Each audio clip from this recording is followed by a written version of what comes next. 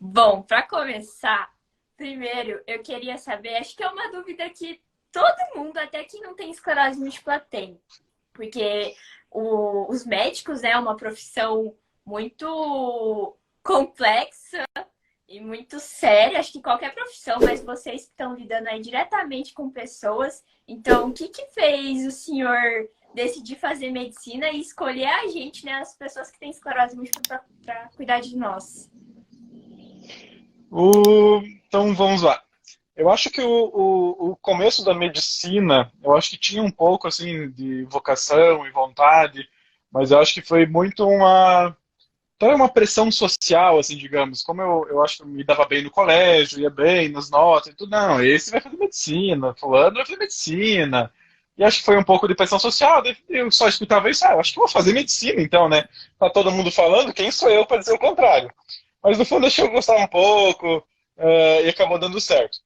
E daí eu entrei na medicina querendo pediatria. Hum, Porque assim, eu acho que eu gostava de criança, sobrinho e criança, mas daí a gente entra sempre com uma ideia e sai com outra. Mas daí assim que eu passei nas disciplinas de neuroanatomia, de estudar os neurônios, o cérebro, a função, como é que funciona, os movimentos, tudo, daí eu já me puxei muito para a área da neurologia, assim. E massa. daí a decisão exata a gente toma de qual especialidade vai seguir depois dos 6 anos de faculdade. Então, ao final dos 6 anos, eu decidi que me especializaria em neuro. Então, fomos lá para mais 3 anos de neuro, depois um ano de esclerose múltipla. Massa. E o pessoal também pergunta por que neuro. Também não tem um motivo muito de por que neuro. Acho que dentro das disciplinas que são apresentadas na faculdade, a gente passa por todas obrigatoriamente. Então, pediatria, ginecologia, tudo, cardiologia. E acho que neuro foi a que mais me agradou, assim, da parte de científica. Aham. Uh, e eu acho que a parte da esclerose também, então eu não tenho esclerose, então às vezes eu abro uma enquete no Aham. Instagram, o pessoal pergunta se eu tenho, então eu não tenho esclerose, Sim. e eu não tenho nenhum familiar, assim, nenhuma pessoa próxima, só tenho o pessoal que surgiu agora com o Instagram e com a profissão, mas antes não tinha ninguém com esclerose, nem com nenhuma doença neurológica. E eu acho que eu acabei caindo, assim, não de paraquedas, mas acabei caindo na área da esclerose múltipla, mais ou menos da mesma forma que eu caí na neuro, assim. Então, Uhum. dentro da residência de neurologia, que é o que a gente faz depois da faculdade, Uhum. a gente é exposto a todas as áreas da neuro. Então, a gente cuida de doentes que têm derrame, Alzheimer, Parkinson, epilepsia, dor de cabeça. Então, a gente cuida de todos os doentes neurológicos. Aham. E eu acredito que talvez o perfil de pacientes da esclerose, a gente mais jovem, talvez eu acho também o que me chamou a atenção assim é que quando a gente faz neuro, os colegas médicos eles brincam com a gente assim, você vai fazer neuro, mas para quê? Se teus tratamentos não funcionam com ninguém, Uhum. paciente neurológico tudo com sequela e morre. Uhum. Então eu vi dentro da esclerose uma mudança, assim, falei, eu entrei com esse preconceito, mas eu vi que os pacientes entravam na cadeira de roda e saíam andando, Sim. entrava cego e saía enxergando. Então eu percebi uma sub-área da neurologia em que a gente tinha muito poder de ajudar mesmo, e reverter as coisas. Uhum. Coisa que a gente vê pouco às vezes no Alzheimer, a gente vê pouco às vezes no AVC, que quando viu já aconteceu. Uhum. Então, dentro da esclerose, eu acho que eu consegui juntar uma área assim legal, difícil, complexa, com alto poder de ajudar o próximo mesmo e ter muita, muita resolução mesmo, porque eu ia me sentir muito impotente, às vezes, de trabalhar numa especialidade que eu gosto de ver o resultado. Assim, a gente sabe que, por exemplo, cuidados paliativos é lindo, é importantíssimo, sempre tem o que fazer, o que melhorar, mas eu realmente gosto assim, de ver a pessoa melhorando, assim, não simplesmente fazendo o máximo e para dar o Ah, conforto.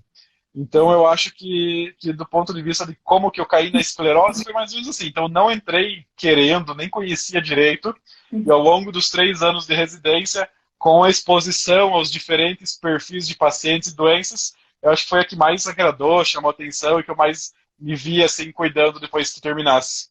Ah, muito legal, doutor. E até assim, eu, em nome de todos os pacientes, né, quero agradecer ao senhor, porque o senhor também compartilha um conteúdo muito rico. Agora, dia 20 de janeiro, vai fazer 5 anos que eu vou tenho o diagnóstico.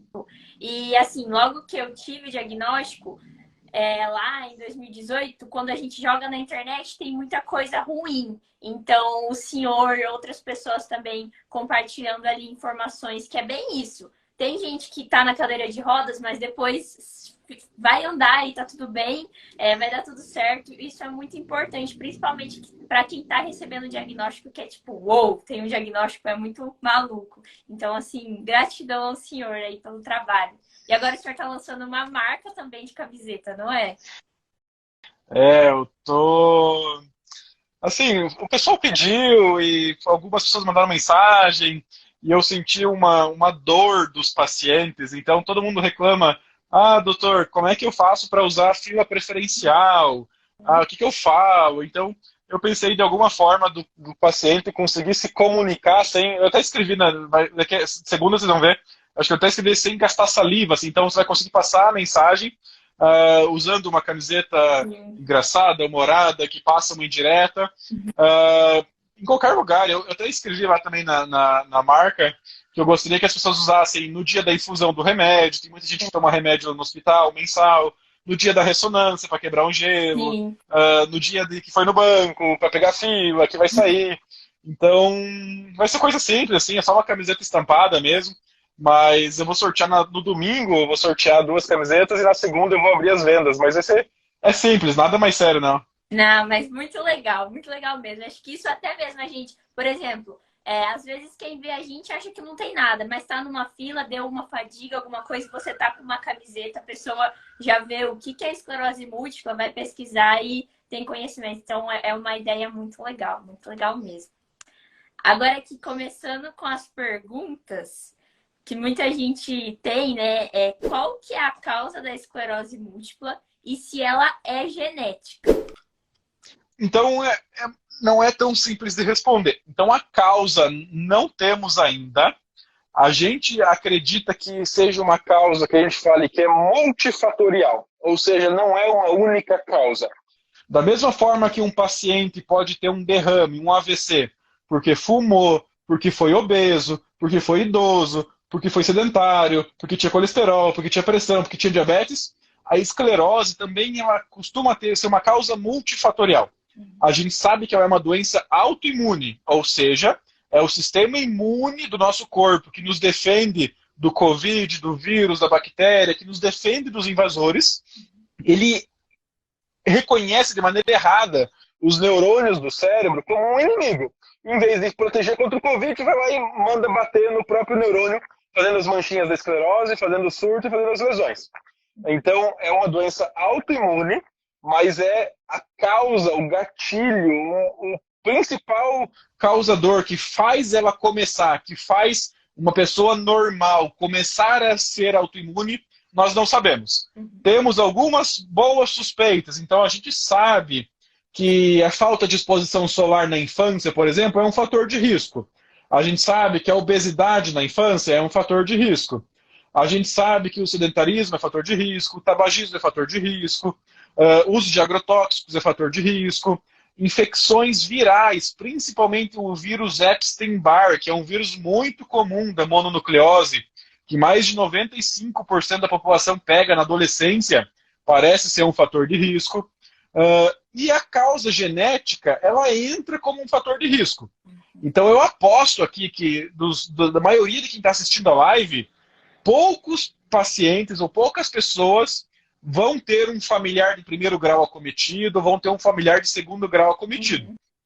Até pode. Já vi casos de pai e filho, mãe e filha, você, parentes. Mas assim, a gente sabe que tem um pouquinho de genética. Por exemplo, 2 bebês que nasceram gêmeos idênticos, aqueles que têm uma placenta, uma tudo, idênticos, que compartilham exatamente o mesmo material genético. Se um deles desenvolve esclerose, o segundo gêmeo só vai desenvolver esclerose também em 25% dos casos. Então eu costumo falar que a esclerose é meio que 25% genética, assim. Isso para gêmeos idênticos. Para filhos, por exemplo, os filhos da Duda, quando tiver filhos, eles têm tipo um risco de 1% de ter esclerose também. O risco de um filho é de 1%. O que é um risco um pouquinho mais alto do que o meu filho. Que eu não tenho esclerose, meu filho também pode ter esclerose, eu também posso ter. Mas o filho da Duda vai ter um risquinho um pouco a mais do que o meu. mas que, lógico, 1% e 99% de que não vai ter. Então é uma doença um pouquinho genética associada a um pouquinho de vários outros fatores, que nenhum deles explica a doença completamente sozinho. Uhum. Não, legal. É bem legal porque bastante gente acha, né? E daí, ai, mas você tem, e daí eu vou pegar, isso pega, isso é transmissível, e daí fica todo mundo. Meu Deus, quando não tem conhecimento, isso é uma informação muito importante, legal de saber. A outra questão que entra, muita gente daí pergunta, né? Existe prevenção? Ah, sim e não. Então, é possível você se prevenir de uma esclerose múltipla? Não é tão simples assim, mas sim, tem que evitar tudo isso que eu acabei de falar. Então, evitar a obesidade na infância, evitar o sedentarismo, evitar a falta de sol, evitar a falta de vitaminas, não fumar, fazer atividade física, tentar não pegar o Epstein-Barr, o que é praticamente impossível, já que é um vírus que passa tão facilmente. Futuramente, talvez uma vacina contra o Epstein-Barr parece que vai ser uma forma de prevenir a esclerose. Se a gente conseguir vacinar as pessoas para que elas não se infectem pelo Epstein-Barr, talvez a gente consiga prevenir as próximas gerações uma quantidade de casos de esclerose múltipla. Então, a prevenção é isso. Inclusive, assim, digamos assim, se meu pai, minha mãe tivesse esclerose, não tem nenhuma coisa diferente que eu precise fazer. Não preciso fazer ressonância, não preciso fazer exame, não preciso tomar remédio. O que um filho do paciente tem que fazer é se cuidar e ter bons hábitos, como todo mundo já deveria fazer. Todo mundo deveria não ser sedentário, não estar acima do peso, ter bons hábitos, estresse, sono, atividade física. É a única coisa que os filhos de quem tem esclerose têm que fazer para se prevenir. E lógico, no primeiro sinal ou sintoma de algo estranho, vai investigar. Algo estranho, sei lá, dor, não precisa ser algo neurológico, é o que a gente faz com qualquer coisa estranha. Sim. Surgiu uma mancha estranha nas minhas costas, eu vou investigar. Surgiu uma visão dupla, eu vou investigar. Então, pacientes de filhos de pacientes, quem é filho de paciente de esclerose, não tem que fazer ressonância, não tem que tomar remédio, não tem que fazer nada. Só manter bons hábitos e ao primeiro sinal de algo estranho, vai investigar o que está acontecendo. Sim, perfeito. Até eu já escutei muito, né? Ai, mas você nos preveniu. Daí entra muito, né? Se a gente não sabe uma resposta concreta para a causa, como é que a gente vai ter uma prevenção também concreta, né? É muito amplo. Nas épocas que ficam surgindo aquelas notícias do Epstein-Barr, de vez em quando surge um famoso, uma notícia, um tratamento, a cura, o pessoal às vezes fica até culpado, vocês, de ouvir essas coisas, porque assim, pegou esclerose porque era promíscuo, porque beijava, porque não sei o quê, a doença do beijo, o vírus do beijo, pegou porque não sei o quê, mas assim, não é. Não é uma doença promíscua, não é um DST, não é infecciosa, não passa, não pega. O vírus Epstein-Barr está presente em todas as crianças praticamente do mundo, no coleginho, encostou na mão do outro, já pegou. Então não é assim uma doença DST, promíscua, só pelo beijo. Então é uma doença como outra, como se fosse uma diabetes, como se fosse uma pressão, como se fosse outra doença que não passa, não pega e basicamente ninguém tem culpa de ter. Quem tem não fez nada de errado para ter, é mais um azar do que qualquer outra coisa. É verdade, é bem isso. A próxima, doutor, como que a esclerose ela afeta as outras áreas da saúde e se as mulheres, por exemplo, têm alguma questão, tipo, se não pode engravidar ou algum problema para engravidar? Então, em relação às outras áreas da saúde, a esclerose não tem capacidade de afetar os órgãos internos do tórax e do abdômen.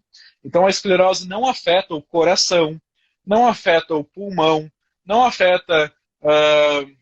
até pode afetar assim, o intestino, deixar o intestino mais preso, isso pode acontecer. Pode mexer com a bexiga, deixar a bexiga presa, a bexiga solta. Mas então, assim, coração, a esclerose não para o coração, não desacelera o coração, não afeta os pulmões. A esclerose é uma doença que pode afetar principalmente a musculatura. Então, pode afetar a musculatura da caixa torácica? Pode. Daí vai afetar a respiração. Mas o órgão interno, não.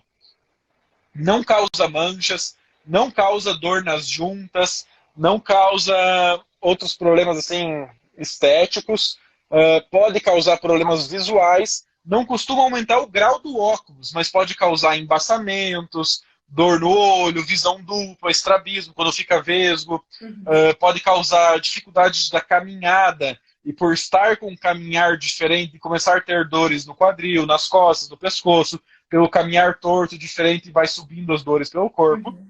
Em relação às mulheres, pode ter filho, não é proibido de ter filho, não é proibido de engravidar. O que eu sempre sugiro para as minhas pacientes é que elas me avisem com preferencialmente 2 anos de antecedência para que a gente possa alinhar o melhor tratamento para essa fase de gestação. Então, o seu remédio é excelente nesse aspecto, mas existem outros remédios que são proibidos de serem usados na gestação, em quem está querendo engravidar e até na amamentação. Então, mulheres que têm esclerose podem ter filhos, sim, desde que queiram, ninguém é obrigado a nada, nem a não ter, cada um tem a quantidade que quiser, mas, preferencialmente, combine com o seu neuro, de preferência 2 anos antes, para estabilizar bem a doença, para combinar bem o seu remédio, o seu tratamento, porque tem remédio tanto para ser usado antes da gestação e deixar a mulher preparada com a esclerose silenciada, e tem remédio para ser usado durante a gestação, para manter o tratamento da esclerose durante a gestação com altíssima segurança, sem causar problemas para o bebê. Como, ao mesmo tempo, tem remédios que matam o bebê, que faz mal para o bebê e que não pode nem passar perto de querer usar. Nossa, essa é uma informação assim que muita gente também tem diagnóstico, né? Pensa, acabou minha vida, sei lá, a pessoa acabou de casar, não vou poder ter filho, isso, aquilo. E é muito aquela questão, né? Não é que é normal, porque talvez que é normal para você não é normal para mim, mas é um novo normal que a gente tem que se adaptando. Eu já tive uma paciente, eu atendi ela, ela tem esclerose já, sei lá, 40 anos, já tinha uns 60, quando ela veio consultar comigo a primeira vez. E ela falou que o sonho da vida dela era ser mãe, mas que os médicos na época falaram que não podia, por causa da esclerose. Daí ela não tem. E agora, assim, talvez fosse a informação da época. Hoje não vale isso. Hoje, quem quer ter, pode ter, damos jeito para tudo, por mais difícil, por mais grave que seja a doença, a gente dá jeito, consegue controlar, dá remédio, e quem quiser ter filho, vai ter filho. Legal. A próxima, doutor, é que o pessoal perguntou bastante de alguns estudos que são realizados fora do Brasil e se tem previsão de novos tratamentos. Então, a gente no Brasil, às vezes nem estamos tão assim atrás dos estudos. Por exemplo, aqui em Curitiba, onde eu trabalho, a gente deve fazer mais ou menos uns 10 estudos diferentes para esclerose, para os 3 tipos de esclerose, o primário progressivo, o secundário progressivo e o remitente recorrente.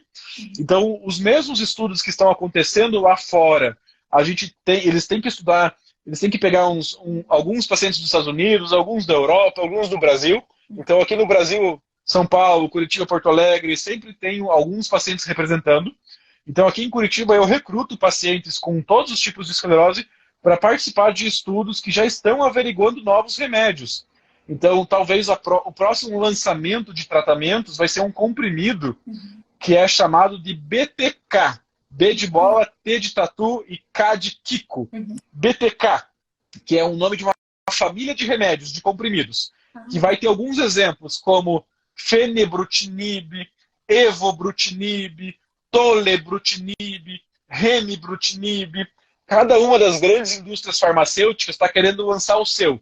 Então, a gente acha que é um tratamento promissor, tanto é que cada indústria está querendo ter o seu no mercado, e são comprimidos que têm se mostrado boas opções para os 3 tipos da esclerose. Então, vai servir para progressivo, vai servir para remitente recorrente, mas como todos os outros tratamentos que a gente já conhece, eles são preventivos. Tem que tomar para se proteger contra o futuro. Para não ter um novo surto, para não ter uma nova sequela, para não ter uma nova piora. O que já aconteceu no passado, nesse momento ainda não tem remédio. O remédio para melhorar o passado é a reabilitação. Atividade física, fisioterapia, exercícios, fono, psico, tudo isso ajuda. Mas os remédios novos, então talvez o próximo lançamento seja esse tipo de remédio, que são comprimidos, e que vão ser preventivos contra o futuro. Talvez seja o próximo lançamento internacional e vai ser, consequentemente, o próximo lançamento para o Brasil também.